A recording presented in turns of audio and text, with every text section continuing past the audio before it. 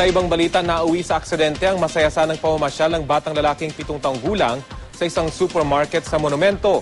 Naipit ang kanyang kamay sa escalator at inabot pa ng may 3 oras bago ito natanggal sa pagkakaipit. Balitang hatid ni Katrina Son.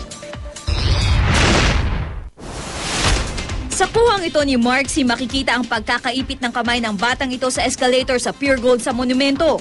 Kwento ni Mark, alas 7:30 kagabi nang nangyari ang insidente. Di pa raw umiiyak ang bata noong una, pero nung tinakpan na ng tarpaulin ng staff at guard ang area, noon na umiyak ang bata. Kinilala ang bata na si Felix Aparejado, 7 taong gulang. Kwento ng kanyang tiyahin, ipinapasyal niya ang kanyang mga anak at mga pamangkin sa naturang commercial center para maglaro sa funhouse doon. Nagbanyo lamang raw siya at pagbalik nakita nang naipit ang kamay ng pamangkin sa escalator. Kwento raw ng kanyang anak, nataliso daw si Felix kaya naipit ang kamay sa escalator.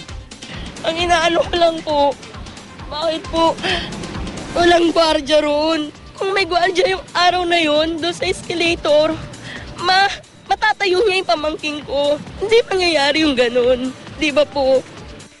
Dagdag pa niya, sobrang tagal raw ng pag-rescue sa pamangkin. Inabot daw ng 3 oras bago naialis ang kamay ng kanyang pamangkin sa pagkakaipit. Sinagot naman ito ng OIC ng security ng Pure Gold. Hindi po totoo yun kasi kami naman sa security sa Pure Gold, nakapaikot na kami doon and then may 2 rubing, so nakita namin kagad yun. Actually ako po yung nakakita kagad nung sitwasyon ng bata. Kaya naman agad daw silang tumawag ng mga rescuer para maalis ang kamay ng bata sa pagkakaipit. Hindi namin basta makuha kasi ipit na ipit siya eh. Yung handle noon, nakaganon na mismo eh. Pumasok mismo yung pinakakamay niya doon. Balik gumano siya, nag-clamp siya, nag-lock. Kaya hindi mo pwedeng basta hugutin. Pagkaalis raw sa pagkakaipit, agad nilang nilagyan ng oxygen ng bata at itinakbo sa ospital.